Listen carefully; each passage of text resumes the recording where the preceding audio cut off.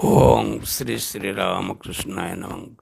प्रभु श्री श्री रामकृष्ण परमहंसଙ୍କର ସ୍ମରଣ କରି ପୁନଶ୍ଚ ଏବେ ମୁଁ ମୋର ସାଧକ ସାଧିକାମାନଙ୍କୁ ପୁନଶ୍ଚ ଆହ୍ୱାନ କରୁଛି ଏବଂ ଆଗ୍ରହୀ ସମସ୍ତ ଶ୍ରୋତାଙ୍କୁ ମଧ୍ୟ ମୋର ଆନ୍ତରିକ କଥା ଜଣାଉଛି। ଆମେ ଜାଣୁ ଏ ସଂସାରରେ ଅନେକ ପ୍ରକାର ବିଜ୍ଞାନ ଅଛି, କିନ୍ତୁ ସେହି ବିଜ୍ଞାନ ମଧ୍ୟରୁ ଯୋଗ ବିଜ୍ଞାନ ଗୋଟିଏ ଏଭଳି ଗୋଟିଏ ବିଜ୍ଞାନ ଆମର ଭାରତର ଗୌରବ। କାହିଁକି ନା ଏଭଳି ବିଜ୍ଞାନ ଏ ପୃଥିବୀରେ ଅନ୍ୟ କୌଣସି ଦେଶରେ ଦେଖାଏ ନାହିଁ।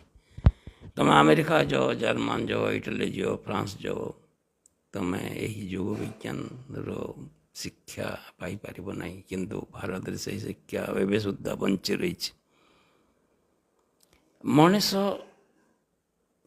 ପ୍ରାଚୀନ କାଳରୁ ଭାରତର ଆଧ୍ୟାତ୍ମିକ ବିଜ୍ଞାନୀମାନେ ଜାଣିଥିଲେ ଯେ ମଣିଷ ଶରୀର ମଧ୍ୟରେ ଚେତନାକୁ ବିକିରଣ କରୁଥିବା ଦୁଇଟି ଅଙ୍ଗ ଅଛି। ଗୋଟିଏ ହେଉଛି ମସ୍ତିଷ୍କ, ଆଉ ଗୋଟିଏ ହେଉଛି ଆମର ହୃଦୟ। ସାଧାରଣତଃ ଆମେ ଏ ସମ୍ବନ୍ଧରେ କୌଣସି ଶିକ୍ଷା ନ ଦେବାରୁ ଆମେ ଭାବୁ ଯେ ଆମର ମସ୍ତିଷ୍କ ହିଁ ଏକମାତ୍ର କେନ୍ଦ୍ର, ଯାହାକି ଆମକୁ ଏ ଜଗତ ସମ୍ବନ୍ଧରେ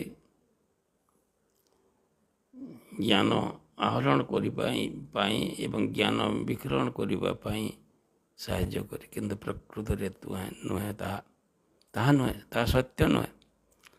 ଆମର ଶିକ୍ଷା ଏବଂ ସାଧନାର ଅଭାବରୁ ଆମେ ମସ୍ତିଷ୍କ ଉପରେ ନିର୍ଭରଶୀଳ ହୋଇ ବିଫଳତାର ଶିକାର ହେଉ, ଦୁଃଖର ଭାରକୁ ବହନ କରୁ ଏବଂ ଅବିଦ୍ୟାର ଅନୁଗତ ହୋଇ ଅନେକ ପ୍ରକାର ଭୁଲ କର୍ମ କରି ଭାବୁ ମୁଁ ଭଲ କରୁଛି। କିନ୍ତୁ ପ୍ରକୃତିରେ ଆମେ ଯାହା ବି ମସ୍ତିଷ୍କଗତ, ବୁଦ୍ଧିଗତ ବା ଅହଙ୍ଗତ କାର୍ଯ୍ୟ କରୁ, ତାହା ସମ୍ପୂର୍ଣ୍ଣ ରୂପେ ବିଫଳ ପରିଣାମରେ ବିଫଳତାର ଅନ୍ତର୍ଗତ ହୋଇଥାଏ ଏବଂ ଆମେ ଦୁଃଖାଳୟକୁ ଗତି କରୁ।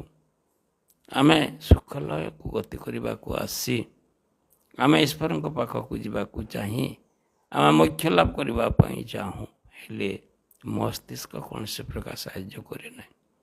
ତେଣୁ ମହର୍ଷି ପତଞ୍ଜଳି ତାଙ୍କର ଦ୍ୱିତୀୟ ସୂତ୍ରରେ, ସମାଧିପାଦ ଦ୍ୱିତୀୟ ସୂତ୍ରରେ କହିଲେ, ଯୋଗ ଚିତ୍ତବୃତ୍ତି ନିରୋଧ, ଅର୍ଥାତ୍ ତମେ ମସ୍ତିଷ୍କ ନିର୍ଗତ ଚେତନାକୁ କିଛି ସମୟ ପାଇଁ ଯଦି ତାହାକୁ ଅଟକାଇ ଦେଇପାରିବ ବା ପ୍ରତିରୋଧ କରିପାରିବ, ତାହେଲେ ତୁମର ହୃଦୟ ରୂପକ କେନ୍ଦ୍ର ଆପେ ଆପେ କ୍ରିୟାତ୍ମକ ରୂପ ଧାରଣ କରିବ ଏବଂ ଯେଉଁ ଦିବ୍ୟ ଭାବକୁ ବିକିରଣ କରିବ ଏବଂ ଦିବ୍ୟ ଭାବକୁ ଗ୍ରହଣ କରିବ, ତାହା ଜଗତର ସବୁଠାରୁ ଦୁର୍ଲଭ ଘଟଣା।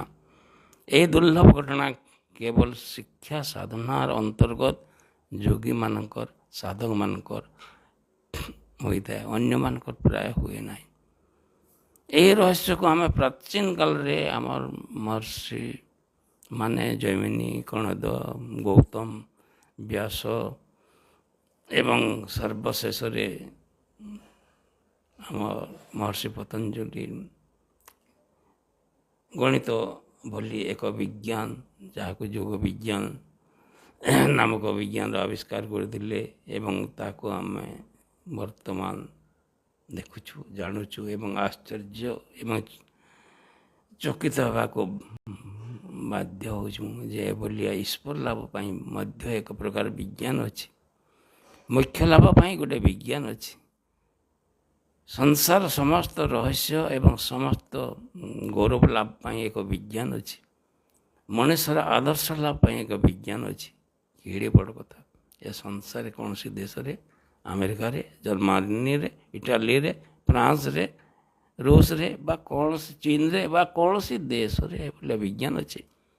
ତେଣୁ ଧନ୍ୟ ଏ ଭାରତ, ଧନ୍ୟ ଏ ମାଟି, ଯେଉଁଠି ଏଭଳିଆ ବିଜ୍ଞାନ ଅଛି। ତେଣୁ ଆଜି ସମସ୍ତ ସାଧକ ଏବଂ ସାଧିକାମାନଙ୍କୁ ଏବଂ ସମସ୍ତ ଆଗ୍ରହୀ ଶ୍ରୋତାମାନଙ୍କୁ ନିବେଦନ ଯେ ଦେଖନ୍ତୁ, ଆସନ୍ତୁ ଏବଂ ଏ ଶିକ୍ଷାର ଅନୁଭବ କରନ୍ତୁ ଓଂ ଶ୍ରୀ ଶ୍ରୀ ରାମକୃଷ୍ଣାୟ ନମଃ ଇତି।